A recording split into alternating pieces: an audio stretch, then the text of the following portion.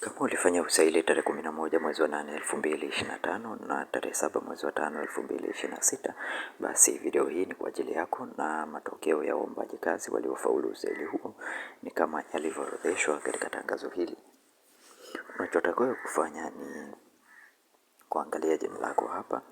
Kuna halmashauri ya wilaya ya Buchosa, hapa kuna daktari daraja la pili, medical officer grade 2, halmashauri ya wilaya ya Buchosa.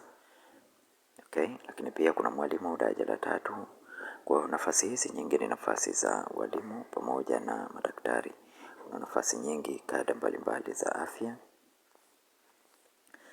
Kwa wewe ambaye umeweza kuona jina lako, hongera sana, lakini kwa wewe ambaye hukubahatika kuona jina lako, usikate tamaa, omba tena pale nafasi zitakapoweza kutangazwa. Kuweza kupata PDF hii, join katika grupu letu la WhatsApp, link nimekuwekea katika description ya video hii. Unachotakiwa kufanya ni kubonyeza tu neno subscribe, like video hii na share video hii. Asante na karibu, tukutane tena katika video inayofuata.